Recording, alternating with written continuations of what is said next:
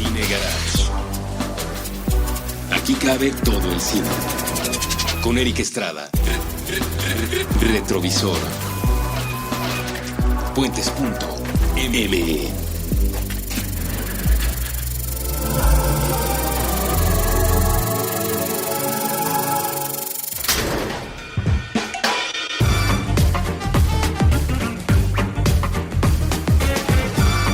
Hola, ¿qué tal? Yo soy Eric Estrada, les doy la bienvenida a un episodio más de Retrovisor.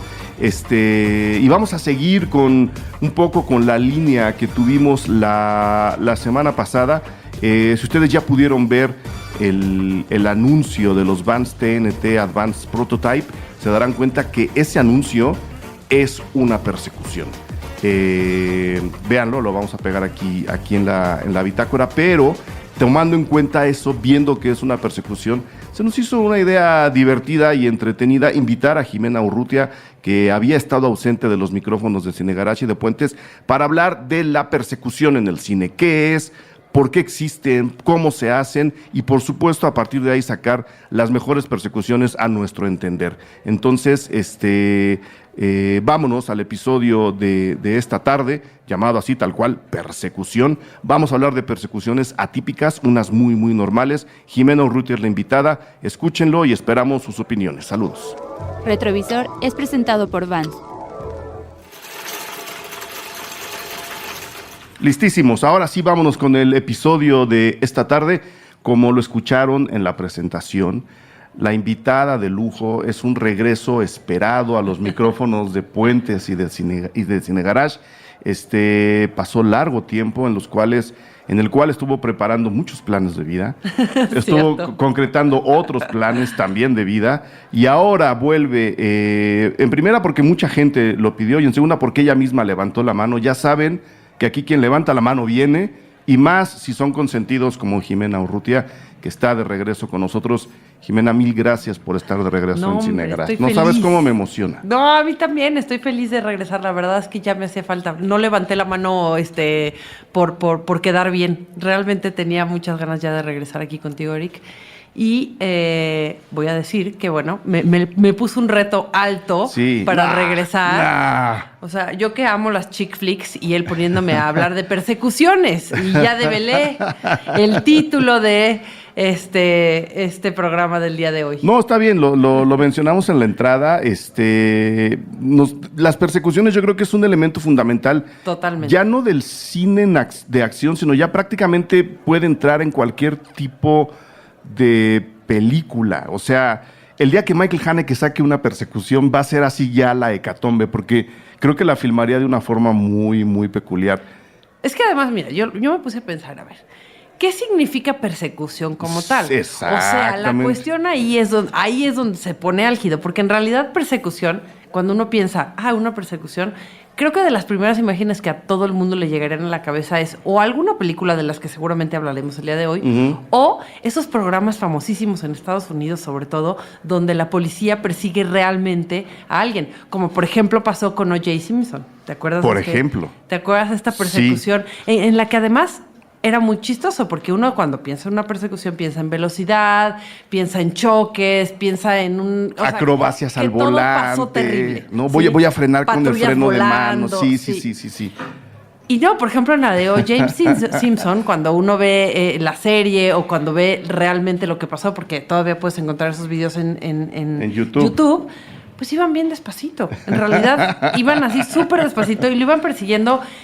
Pues porque lo tenían que agarrar, pero era una cuestión casi de franco respeto a quién era esa personalidad, ¿no? Sí. Entonces, bueno, pues eso me puse a pensar. Una persecución, pues sí, efectivamente nos remite de entrada a un coche, pero también puede ser una persecución corriendo, puede ser una persecución dentro de una casa, con una carriola. Pues, si hay llantas ya implica persecución. O sea, la situación se vuelve definitivamente muy abierta, aunque sin duda alguna sí, probablemente las persecuciones más espectaculares en el cine específicamente, pues implican coches. Exactamente. ¿Y dejarías en la lista que vamos a armar ahora la persecución de O.J. Simpson? Fíjate, no, porque no es una película.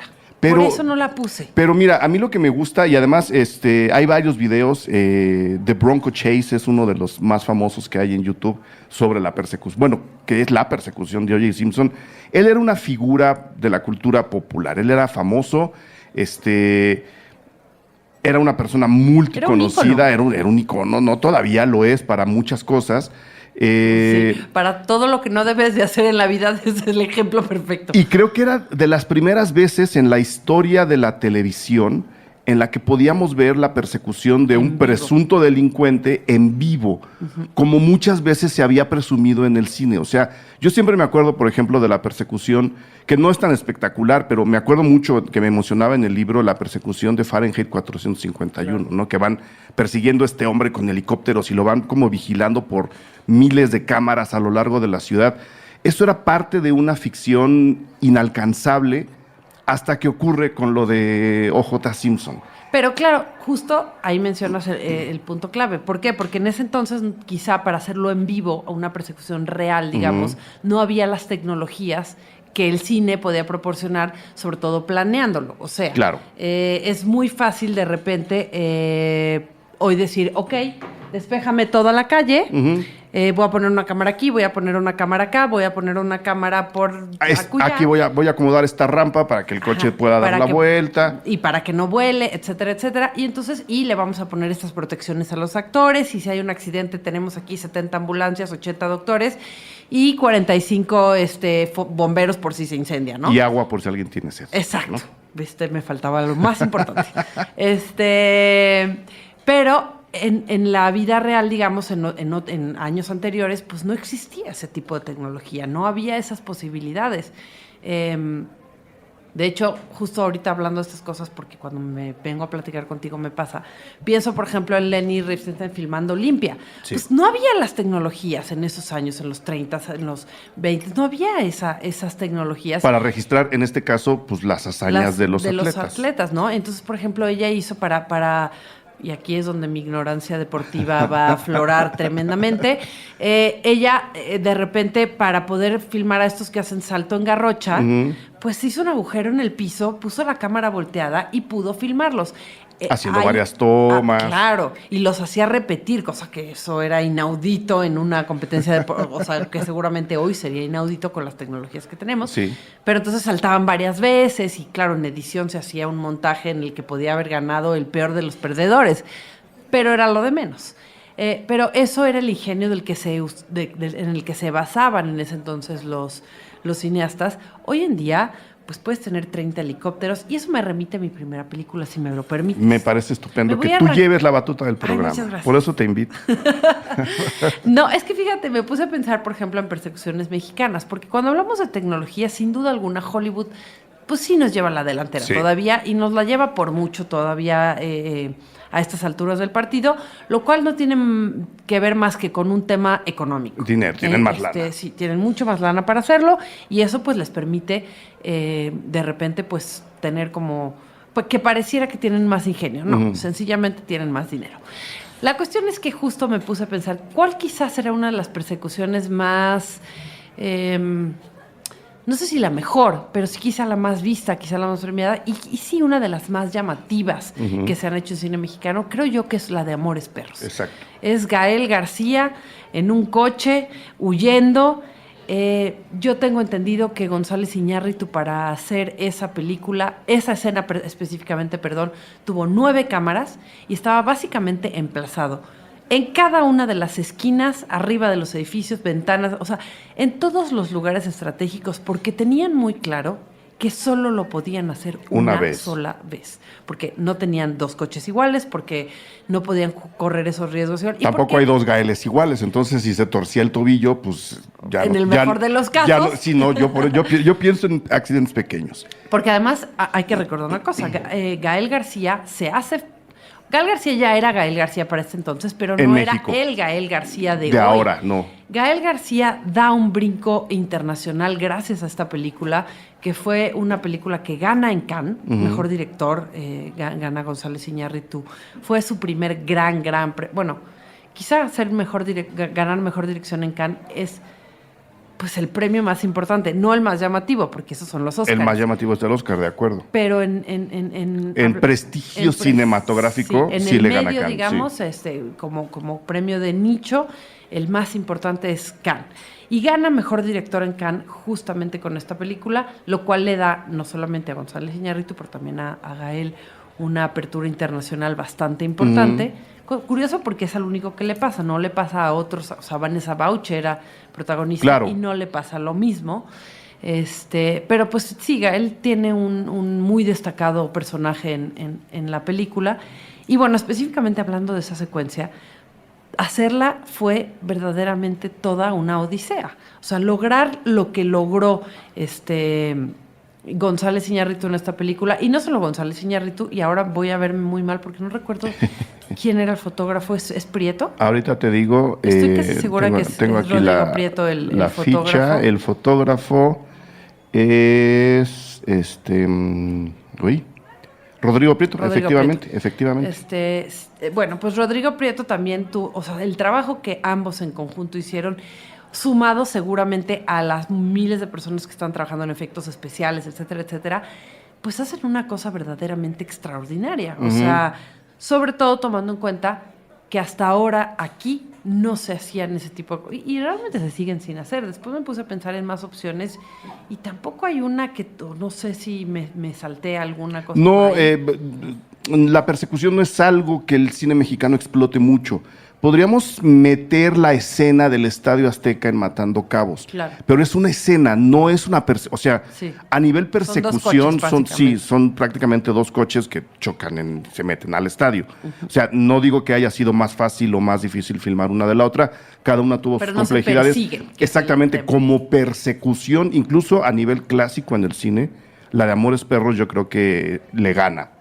A muchas, empezando por la de Matando Cabos, que no es una persecución. O sea, no estoy diciendo que esté mal, simplemente no es una persecución en forma. Me hablaste y me dijiste, vamos a hablar de persecuciones. Lo primero que me viene a la mente, y te lo mencioné en ese entonces, una anécdota importante, o más que anécdota, una cuestión que se vuelve importante. Cuando tú estudias cine, una de las... Bueno, te enseñan miles de cosas, pero hay un ejercicio que es fundamental para entender cómo se usan las cámaras, y se llama precisamente la persecución. Por lo menos así sucede en el CCC, en el Centro de Capacitación Cinematográfica, y es realmente una odisea. Uno, como estudiante de cine, no necesariamente filma Amores Perros o muchas de las que hablaremos en esta ocasión. Y a lo mejor jamás filmarás una persecución. Y a lo mejor jamás lo harás así.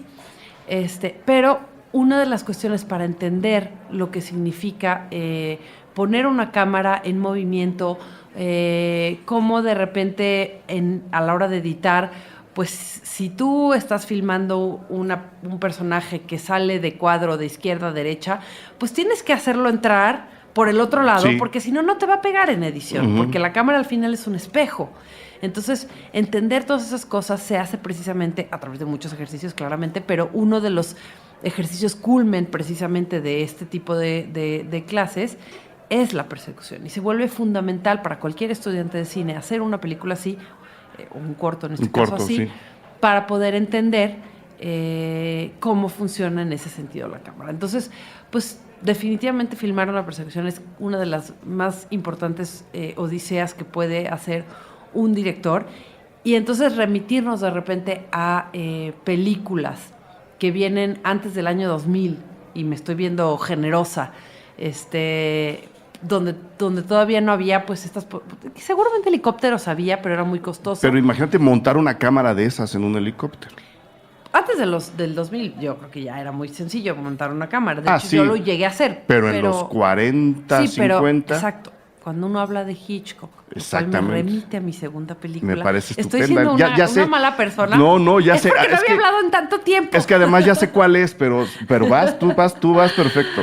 Pues en español se tituló Con la muerte en los talones. Eso es el título en España. En España. Aquí en México, ahorita fíjate, te busco el nombre. La verdad es que no, bueno, pues me quedé con ese. Ahorita te busco el nombre. Lo cual es raro en porque México. Ciertamente no se utiliza la palabra talones así. No es una muy construcción común. muy castellana, digamos, la de este nombre. Preguntémosle a Google, que lo sabe todo, menos cómo se llama la taquería de aquí de la esquina. Ahorita te digo. No lo sabe Google. Ahorita te digo por qué. Qué ignorancia de Google, qué bárbaro. Pues exacto, estamos hablando de 1959. Intriga Internacional se llamó en México. Así la vi yo cuando la fui a sacar del videocentro en VHS. El cartón, la Fíjate, funda hace unos decía... años decías videocentro y te hubieran cobrado el gol. ¿Y ahora ya? No, ahora ya no pasa nada. Intriga Internacional se llamó en México. Efectivamente, en España se llamó Con la muerte en los talones. Pues ahí está el asunto. Y pues te decía, nos estamos remitiendo a los 60. 1959, sí, los 60. Efectivamente, o sea, si él utilizara, si llegó a utilizar un helicóptero, el señor del sonido penó tremendamente y seguro dobló toda esa escena, porque en ese entonces no existía posibilidad alguna de... Bueno, ahora tampoco es como que ahora no es tan puedas sencillo, omitir, ¿no? pero ahora existen 1,000 millones de aditamentos que te podrían permitir salvar un poco, que eso me remite justo a la idea de que los gringos muchas veces no utilizan el sonido original de las películas, las doblan prácticamente todas. Al 100%. También porque tienen el dinero para hacerlo, Exacto. la verdad. De hecho, dicen por ahí que no me consta porque nunca lo he visto, pero dicen por ahí que los actores tienen 2 partes del contrato. La parte para filmar la película y luego claramente la parte para doblar la película, para volver a hacer toda la película, pero toda ya nada más en sonido, digamos, en los diálogos, etcétera. Pero bueno, la cuestión es que en ese entonces Hitchcock logra una odisea tremenda en el momento en el que logra hacer porque aparte yo creo que es una de las persecuciones más icónicas del cine, ¿no? Sí, la han parodiado no sé cuántas veces, incluyendo a los Simpson. Pues bueno, al que persiguen es al pobre de Cary Grant, que era la estrella del momento en Estados Unidos. Pues un actor, fue uno de sus actores favoritos, aunque tenía problemas con él. Si leen las entrevistas que le hizo François Truffaut, y ahorita quiero ir a Francia para meter una persecución que le hizo a Hitchcock, van a ver cómo a veces le gustaba y a veces no le gustaban tanto, incluso sus actores favoritos, como Cary Grant. Que también, seguramente, y digo, esto es ya queriéndose meter uno en la cabeza de un personaje como Hitchcock, cuya cabeza debe haber sido profundamente compleja, seguramente el hecho de que Cary Grant fuera el éxito de taquilla que era inevitablemente, pues también lo hacía parte de sus... de la situación por la cual se convirtieron en una de sus favoritas, porque Hitchcock tenía muchos defectos y se ve que era un tipo profundamente, ¿cuál es la palabra correcta? Pues es que no sé qué quieras decir. Profundamente torcido, ¿no? Era algo retorcido. Era algo retorcido. Exacto. Y además me gusta la persecución de Intriga Internacional porque es completamente atípica. O sea, no es la persecución, no estamos, para la gente que no haya visto la película, que es muy fácil de encontrar, y en una de esas se la encuentran en Netflix. Hay películas de Hitchcock en Netflix. No, los clásicos en Netflix son una joya. Sí. O sea, métanse a la parte de donde dice géneros, busquen clásicos porque hay joyas verdaderamente increíbles. Eduquen a su algoritmo, lo voy a decir hasta que me muera. Eduquen a su algoritmo, no dejen que el algoritmo los eduque a ustedes. Es una persecución completamente atípica, porque de alguna forma podríamos considerar a toda la película como una persecución, con algunas pausas, ¿no? Claro. Porque la onda es atrapar a alguien que está en fuga, tal cual. Pero hay una parte de la película en donde incluso un hombre, que es el pobre Cary Grant, que ha sufrido durante 49 minutos en la historia, es perseguido por un avión. Pobre Cary Grant, que de pobre no tenía nada. Que no tenía nada de pobre. Bueno, termina su persecución huyendo de un avión. O sea, normalmente estamos acostumbrados a ver, por ejemplo, ahora que acabo de ver Misión Imposible, la nueva, estamos acostumbrados a ver que Tom Cruise corretea un avión, pero no que un avión corretea a Tom Cruise. Pues Hitchcock era tan fregón que lo hizo al revés. Él hizo que un personaje, un hombre a pie, además, fuera perseguido por un avión. Claro, y eso, al final, lo hemos dicho aquí millones de veces. En el cine ya no se va a inventar, ni en el mundo, ni en ningún lado se va a inventar el hilo negro, porque ya existe de todo un poco. El chiste ya no es lo que cuentas, sino cómo lo cuentas. Exactamente. Y entonces ahí está la situación. Cuando regresamos a ver películas o clásicos tan tremendos como y me refiero no solo a la película, me refiero al director como tal, ahí está el gran asunto de por qué se convierten en figuras tan importantes para la historia de un arte, en este caso el cine, ¿no? Perdón. Pero bueno, eso definitivamente es un muy buen ejemplo. Luego viene otro ejemplo. Antes de que vayas al otro ejemplo, decirle a la gente un poco también, ahondar un poco en lo que decías hace rato. Para armar una persecución en forma, hacerla emocionante, visualmente atractiva y que tenga coherencia con el resto de tu película, tienes que planearla muy bien. Y esta persecución en particular, la de Intriga Internacional, North by Northwest, es como se llama en inglés, por si alguien la va a buscar por el nombre en inglés, creo que es el ejemplo perfecto de cómo montar una persecución. Obviamente a la hora de, si la pones como ejemplo de lo bien que está montada, es prácticamente obvio que está muy bien filmada. Claro. No, porque montar algo que está muy mal filmado se puede, se ha hecho, pero no es lo ideal. Lo ideal es que esté primero bien filmada y luego estupendamente montada, que es el caso de Intriga Internacional. No, y además ahí entran detalles como muy importantes, porque estamos hablando de unos años en Hollywood en donde los productores eran los jefes absolutos. O sea, digamos que el director era una especie casi de títere. Ya no tanto, y menos en un caso como el de Hitchcock, ya no tanto como... Sí, no, porque él se metía a producir sus películas sí, también. Claro. No, y su mujer los Sí, producía, sí. Era su productora estrella. Y de hecho yo creo que ella sí era un poco mandamás del señor, a juzgar por lo que cuentan las biografías. Ella le jalaba la correa, digámoslo así. Exactamente, lo tenía bastante... pero bueno, todavía, y digo todavía porque en realidad cuando más sucedió fue como todavía años un poco más atrás, años de John Ford y así, en donde los productores eran como los jefes absolutos y la última palabra siempre sería de ellos. Lo cual equivale en gran medida a un momento sobre todo de montaje, porque entonces en el montaje el productor decía, híjole, es que esto no me gustó, así que vamos a quitar esto, vamos a poner esto y la película va a quedar armada de esta manera. Y el director podía retorcerse en su silla y la situación no iba a cambiar. Y entonces John Ford lo dijo alguna vez, él filmaba sus películas de manera en que no hubiera posibilidad alguna de montarlas más que como él quisiera. Como él decía. Esto es un pedazo de director, sí, no señores. estamos hablando de cualquiera, sí, ¿no? No. O sea, yo siempre digo esta frase que cuando le preguntaron a Orson Welles, bueno, ¿y usted quiénes son sus inspiraciones, no? ¿Quiénes son? Y él decía, solo son 3. John Ford y John Ford. O sea, y si Orson Welles decía eso, imagínate. Pues no es cualquier cosa, ¿no? Imagínate.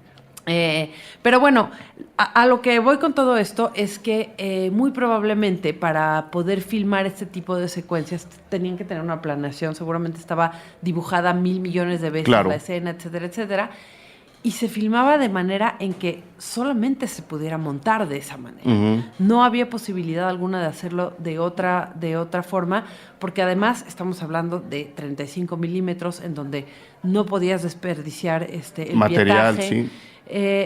Pues estás hablando de unas situaciones en las que se vuelve todavía más complejo. Hoy, con cámaras digitales, pues no es que puedas grabar y regrabar 1,000 veces, pero sí puedes tener 1,000 cámaras. Te preocupan otras cosas. Te despreocupa, por ejemplo, que se te acabe la película, lo cual es un aliviane muy grande. Quitarte una muy grande preocupación. Sí. No, y puedes tener 1,000 cámaras. Sí. Con 35 milímetros lo más probable es que no pudieras tener más que 2, 3, o sea, ya 4 con mucha suerte, ya cuando 4, eras ¿no? Hitchcock, a lo mejor, entonces tal vez 4. Pero aún así me parece que no debe haberlas tenido. Sí, no. Ese señor lo que tenía era una cabeza verdaderamente brillante para hacer cine. Y bueno, entonces cuando hablas de persecuciones en estos años, pues te estás remitiendo a una serie de situaciones y aún así sigue siendo el ejemplo para muchísimos cineastas que hoy en día, en el 2018, siguen filmando estas persecuciones. Muy bien. ¿Ibas a una tercera entonces? Iba a ir a una tercera que es una inevitable de alguna manera, creo yo, que es otro tipo de persecución. Y en este caso, además, pues se trata de una película en donde toda la película es una persecución, que es El Fugitivo. Okay. Inevitable Fugitivo, ya clásico Harrison Ford en estas películas, con pues también diría yo un poco clásico Tommy Lee Jones. Sí. La película es del 93 y está basada en una serie de televisión. De hecho, Tommy Lee Jones gana el Oscar por actor secundario en esta. Ahorita te película, digo qué premios ganó.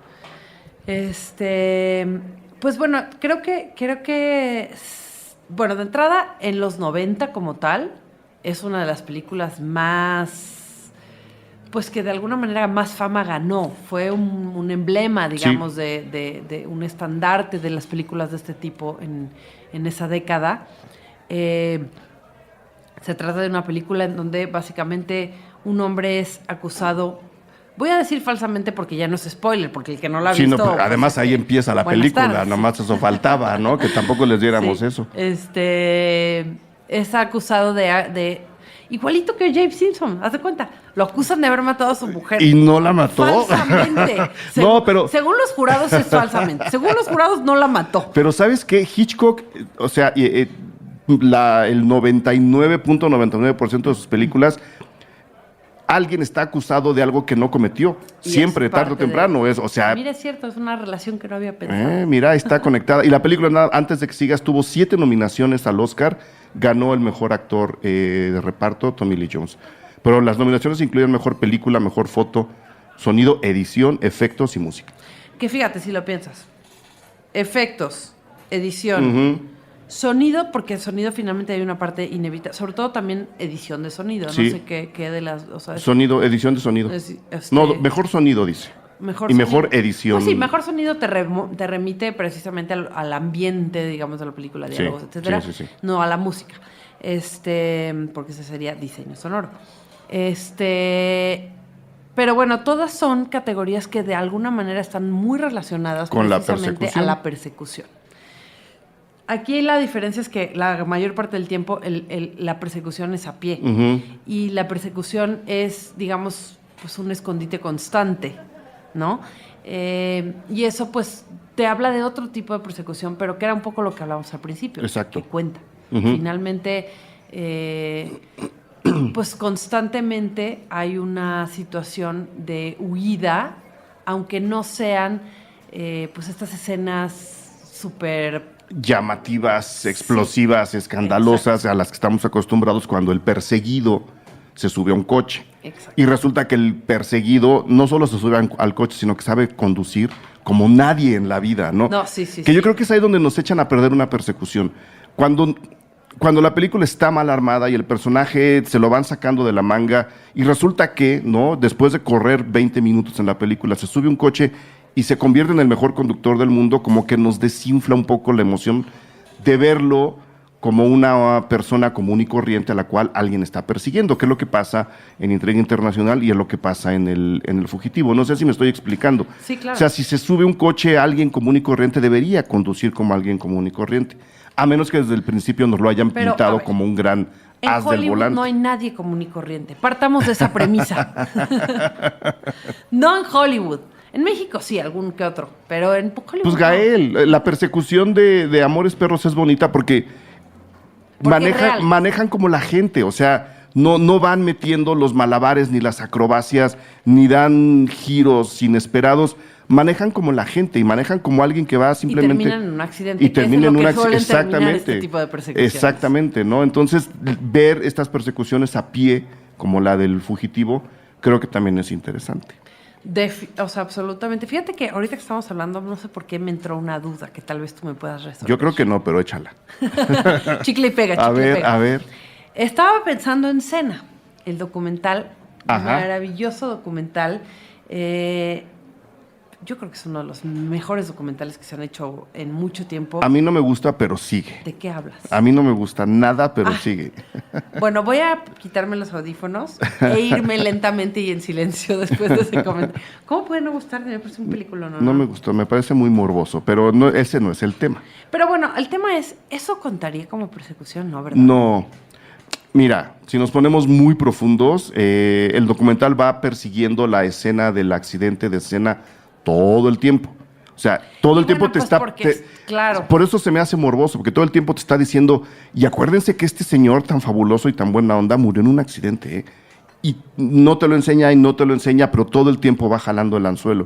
Es una persecución muy maliciosa, yo no la incluiría en la lista. No, yo no la tengo en mi lista, pero ahorita que no sé por qué cuando estábamos hablando me vino a la cabeza inevitablemente este documental que a mí me parece yo creo que este documental, independientemente a cómo manejó el director la historia, creo que es uno de los mejores montajes que se ha hecho de material de archivo en un documental. Por lo menos la investigación pero sí, tremendo. porque todo el documental está armado así. Tuvo que haber visto una cantidad Horas y de horas metraje y horas, sí. brutal.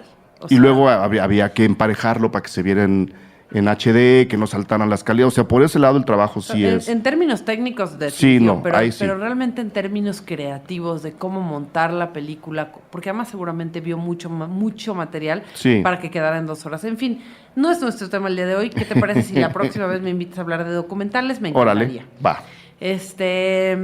La cuestión, pues, estamos hablando del fugitivo. Sí. Yo creo que en ese sentido este es uno de los documentales de las películas que rompe un poco con el canon o con la idea que tenemos constante de una persecución.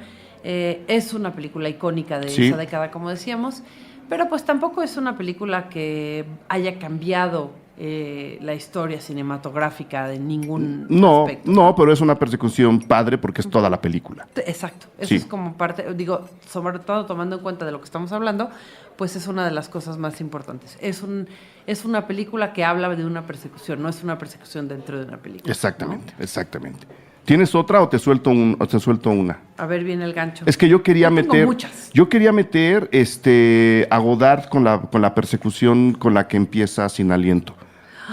¿Sabes por qué? Porque es súper elemental. Lo bonito de esa película y lo bonito de ese Godard, estamos hablando también de 1960, un año después de North by Northwest de Hitchcock, es que la idea de toda esa película era decirle a la gente, si ustedes han visto cosas espectaculares del Hollywood de nuestros años, como lo que estaba haciendo Hitchcock, nosotros, un grupo de muchachitos franceses, creemos que el cine debería volver a su etapa primigenia y debería simplificar su lenguaje, debería de dejarse de estos adornos y de esta espectacularidad. O sea, si ustedes creen que Dogma en los 90 fue No, hombre, novedoso, no tienen ni idea. Dogma le robó todo a la nueva ola, todo, de claro. arriba abajo.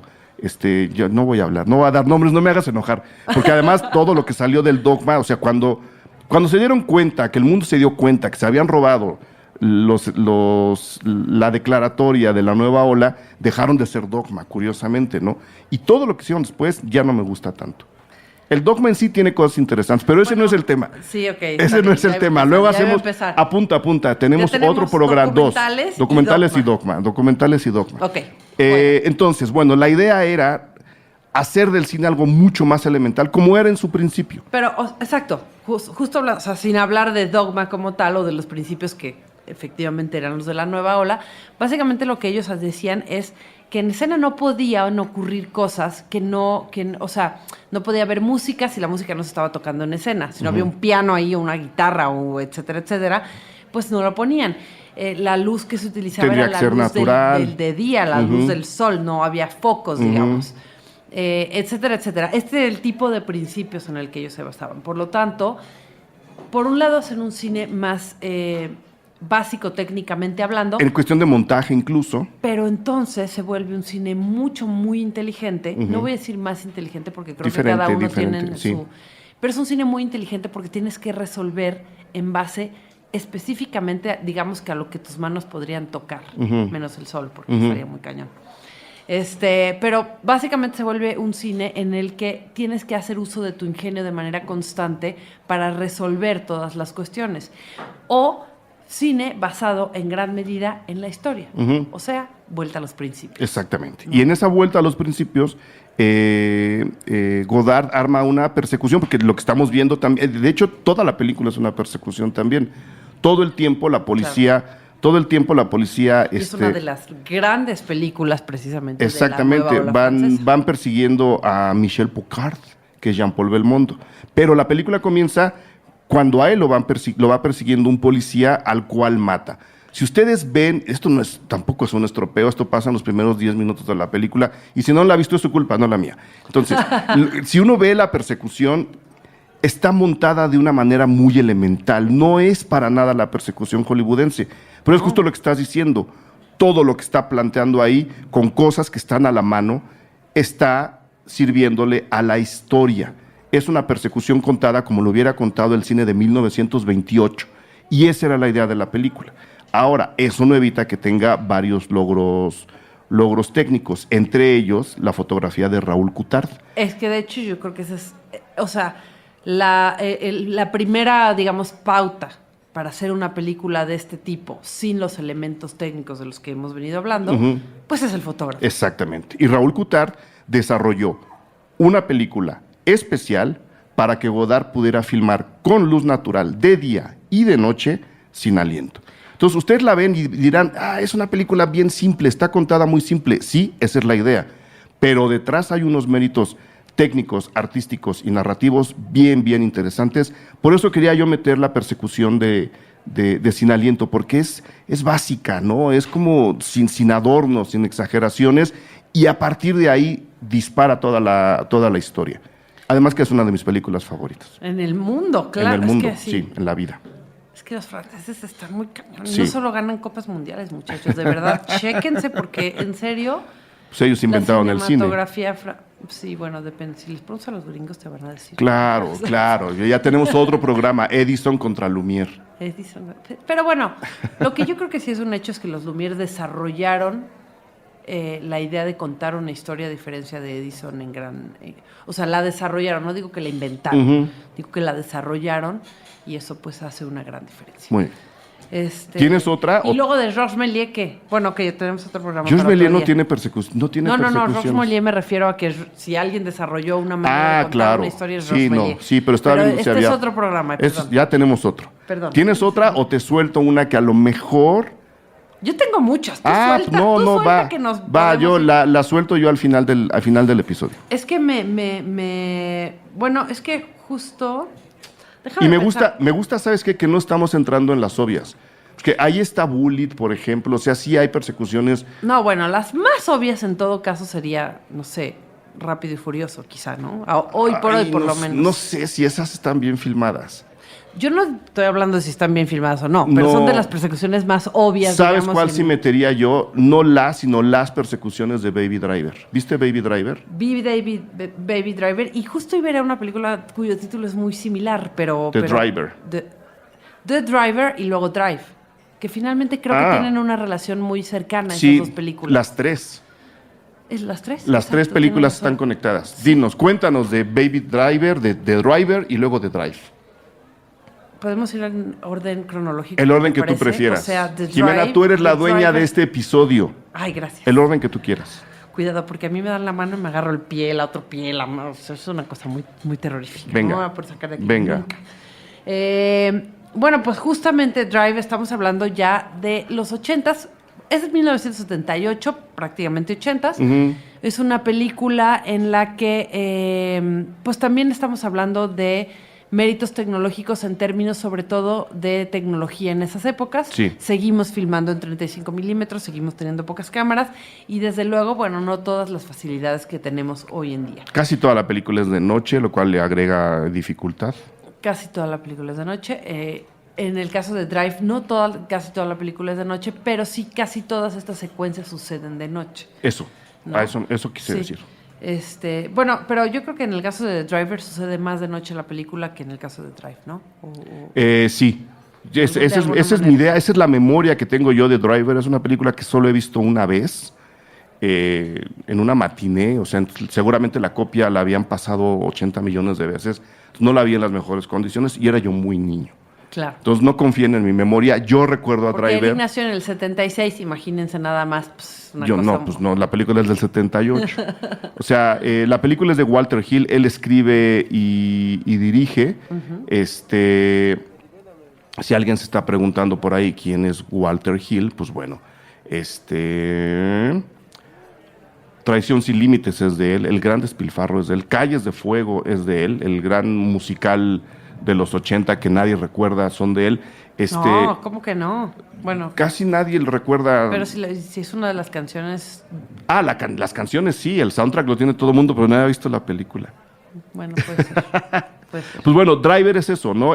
Contratan, es un señor, ¿no? Que se alquila como conductor para delincuentes, ¿no? Entonces tú vas a hacer algo y necesitas que te saquen de ahí, yo te saco. Y no tiene nombre. El personaje es The Driver. Y él es Ryan O'Neal. Y hasta donde recuerdo, te digo, casi todo ocurre de noche. Sí, y esto, sí, como tú bien dices, le pone un elemento de complicación, aunque en realidad creo que también le da otros elementos de facilidad, sobre todo en estas épocas, porque seguramente había muchas más posibilidades de utilizar las calles vacías. Entonces, aunque normalmente en estos casos se cierran las calles al peatón ahora sí que el peatón de a pie. Sí, el peatón común. O sea, el común y corriente. Aunque no siempre sucede, y ahí viene después mi siguiente película. Venga. Pero bueno, la cuestión es que eso permite de alguna manera que yo me imagino, o quizás estoy solo suponiendo, porque tampoco puedo meterme en la cabeza de ese director, que le dio un par de facilidades. Pero pues sí se vuelve una película, o sea, es una película que también de alguna manera es una persecución constante. Quizá en este caso no toda la película no toda la historia gira en torno a una persecución, y sobre todo en este caso además no es una persecución como pasa en El Fugitivo, sino que son varias. Persecuciones. Y pues básicamente yo creo que es una de esas películas que te puede ejemplificar muy bien, por ejemplo, esto que decías, ¿no? En este caso sí es un profesional del volante, digamos. Esa es su habilidad. Maneja como Fittipaldi, diría mi mamá. Exacto. Como Fittipaldi o como cualquier corredor de coches, de alguna manera nunca se nos plantea que haya vivido esto, como en el caso de Drive, que sí es un personaje que vive, entrecomillado, de conducir, pero en este caso una moto. Una moto. Pero bueno, pues es un personaje que sí es un experto en el volante, que sí es un experto en utilizar una máquina, en este caso, para poder huir, porque ese es el gran punto de la película, ¿no? Que él saca a personajes de situaciones en las que están a punto de ser, o podrían ser, agarrados, pues. Sí.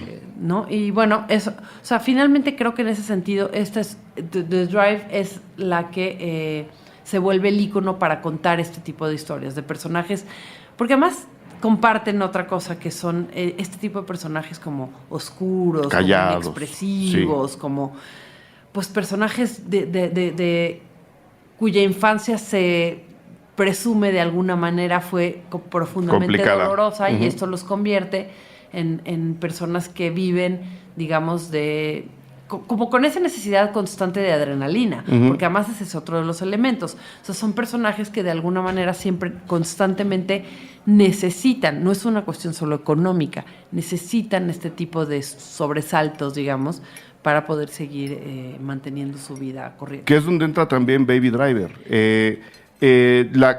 ¿No? No la vi. Yo sí la vi. Yo sí la vi. No, yo sí la vi y la voy a incluir justo por eso, porque Drive, la película de Walter Hill, es eso, es alguien que se entrena para conducir un coche y poder llevar a los delincuentes del punto A al punto B.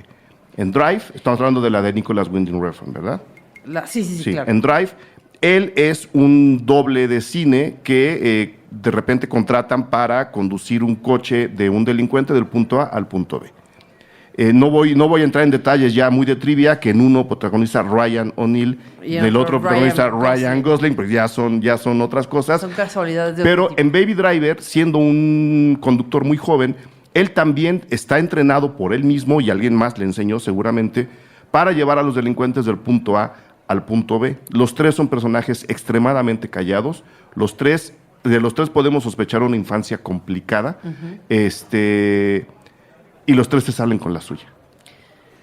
Claro, porque eso pasa en ese tipo de películas. Exacto. O sea, esa es la idea. Son películas en donde el elemento técnico, el elemento de la persecución, en este caso, que es nuestro tema, en realidad solamente es un vehículo para nosotros, los espectadores, entender quién es este personaje, ¿no? En el caso, por ejemplo, de Ryan Gosling, te lo muestran de manera como un poco más frontal que en el caso de Drive. Y de Baby Driver, que queda ahí como en las tinieblas, no te explican mucho. Sí, no, pero acá en realidad, aunque no te expliquen en Drive, lo que sucede mucho con Ryan Gosling es que te lo muestran en distintas facetas, y eso te permite un poco entender más la personalidad, o más, digamos, la parte de atrás de ese personaje, Exacto. ¿no? O sea, sí, es es, digamos, el doble de las escenas de acción de las películas en teoría. Pero también es de noche un personaje que arriesga su vida, porque además en una película pues estás protegido, seguramente tiene 70,000 bolsas de aire, Claro, etcétera, cuando etcétera, ya no estás en la producción. Acá no, o sea, hay una secuencia donde lo vemos arriba de una moto en esas ruedas gigantes que hacen de fierro y dan vueltas, donde si algo sale mal, Se muere. se muere. O sea, aquí no hay malla que lo cache, pues. Entonces, pues sí estás hablando de un personaje, digamos, más expuesto, en este caso, que Baby Driver, pues perdonen ustedes, jóvenes, no la vi porque estaba yo en una circunstancia personal que no me permitía ir al cine. Pero, pues sí estás hablando de 3 películas con una línea narrativa muy similar. Exactamente. Pero que te muestran al personaje, que eso es lo que finalmente las hace muy únicas y muy especiales, porque además estás hablando de 3 películas que en su momento se han convertido en películas de culto cada una. O sea, en el 78, 80, digamos, Driver se convierte en una película icónica. En los 2000, digamos, también sucede con la película de Drive. Y Baby Driver, del 2010 para adelante, sí. pues ya es un icono, Ya es ¿no? yo creo que ya es un icono. Además, Edgar Wright lo dijo en estos mismos micrófonos, vino a entrevista a Edgar Wright, el director de Baby Driver, lo dijo, yo vi y revisé con Walter Hill Driver para saber qué podía yo hacer y qué tenía yo que hacer con mi personaje en Baby Driver. Ah, mira, yo no sabía eso. Sí. Ahí está la entrevista. Chéquela. Si quieren ver cuestiones de persecución, construcción de personaje alrededor de Baby Driver, tanto él como Ansel Elgort, que vinieron al estudio, lo platican en un programa de Cine Garage. Ah, pues mira.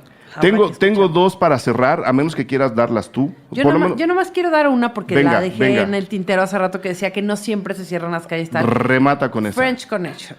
Claro, la clásica. Sí, la del 71. Sí.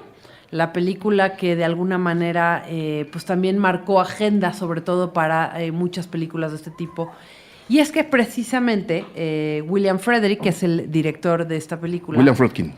Ay, eso. Se te fue. Me fue. Dijiste Frederick. Estás nerviosa, es Friedkin. Es el regreso. Estás nerviosa. Es mi comeback. Tranquila. Bueno. El programa es tuyo. Él hace una cosa que creo yo que no necesariamente es lo más recomendable. Creo yo que en eso entonces debe haber librado muchas por la época, pero en este momento el que lo haga seguramente termina en la cárcel.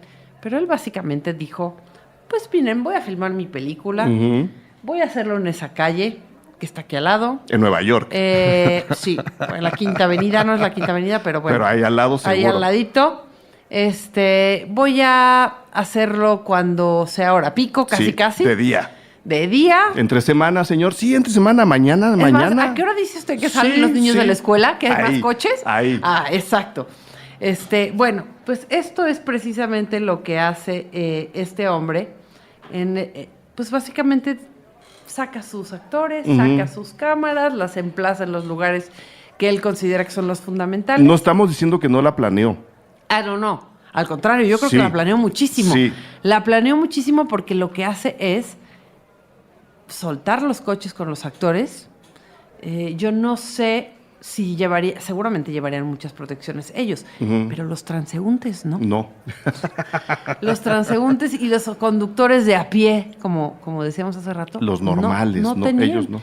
Y los soltó y muchos de los choques que usted ve en la pantalla son reales. De hecho, no muchos, todos son reales, sí. ¿No? Y muchos de ellos no son planeados como tal. O sea, se sabía que iba a suceder. Claro. Pero no planeó que sucediera en ese momento. Por lo tanto, básicamente toda esa calle, también en este caso, está plagada de cámaras para poder grabar todo lo que está sucediendo, porque ahí sí, con seguridad no tuvo tomados. No, pero la planificación que pudo hacer de la persecución, la idea de cómo la iba a montar, de tener la conciencia y la decisión de saber qué necesita, cuándo lo necesita, todo eso estaba preparado y todo eso es lo que suelta en la calle. Es que hay una cosa que no hemos mencionado que yo creo que es muy importante. Quizá hay dos momentos en el cine en donde la planeación es fundamental.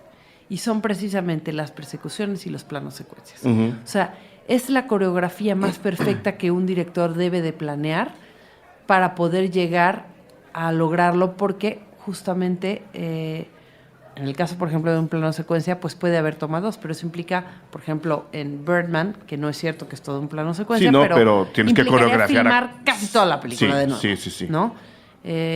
Estamos hablando de, pues, o sea, grados de complicación enormes. Un actor no puede dar un paso extra del que debe de dar. Un coche no puede ir 1 kilómetro más rápido del que debe de ir. O sea, la coreografía, aquí es donde la palabra perfecto sí encaja, porque la vida no. Sí. Pero aquí sí. Sin duda alguna. Y el resultado es una de las persecuciones más estudiadas, más vistas, más aplaudidas y más homenajeadas del cine, que es la que ocurre a la mitad de Contacto en Francia, que es como se llama en español.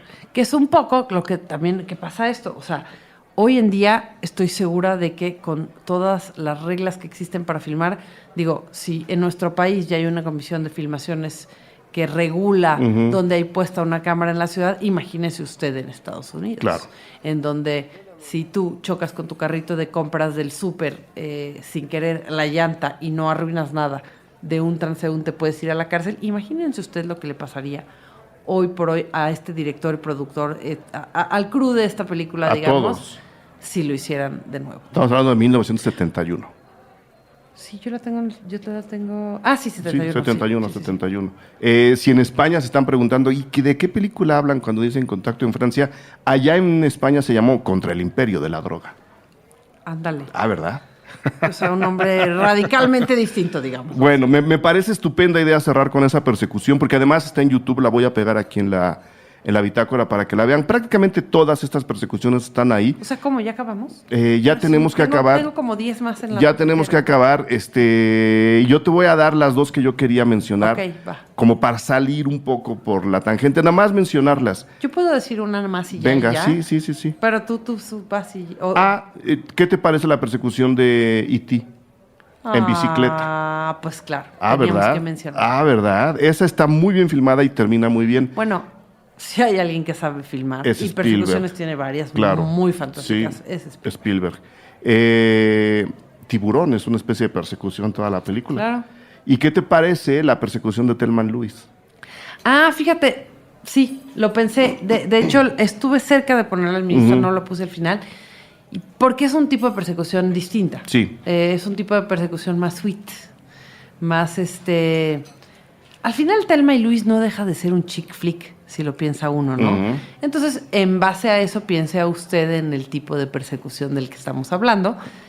Y creo que también eso es un precedente importante. Justo a la que yo quería mencionar ahorita es otro tipo de persecución también. A ver. Creo que aquí le pusieron Atrapado en el Tiempo, en otros lugares le pusieron El Día de la Marmota. Ah, claro. Estamos hablando de ese fantástico, de el Bill Murray justo antes de que decayera en uno de los agujeros más tremendos, no sé si de su vida, pero por lo menos de su carrera, antes de que llegara Sofía Coppola a rescatarlo con una de las Con Lost in grandes Translation. películas también no solo de esta directora, pero sí de la historia del cine, me parece una gran película. Sí, de acuerdo.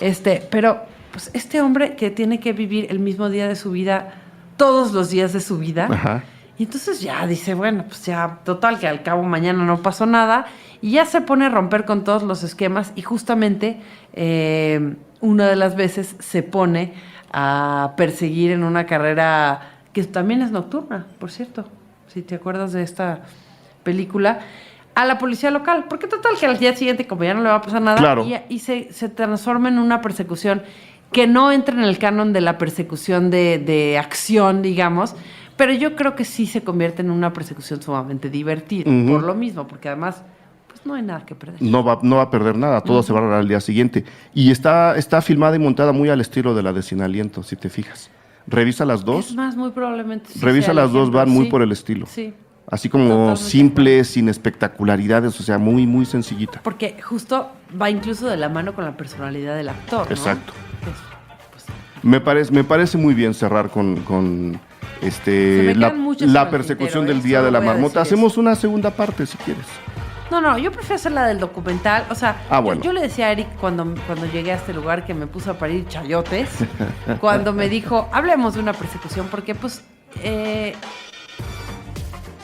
no dejo de ser más chica al final.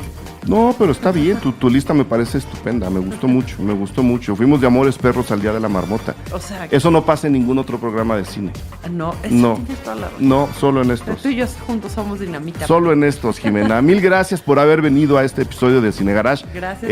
Bienvenida nuevamente. O sea, ya sabes que cuando levantes la mano aquí hay lugar para ti. Gracias. Quedó bonito el programa. Esperamos sus comentarios, por supuesto. Y nos escuchamos mañana. Gracias, Jimena. Gracias a ti, querido Eric, y gracias a todos.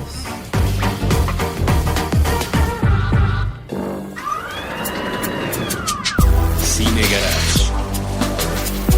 Aquí cabe todo el cine. Con Eric Estrada. Retrovisor. Puentes.me.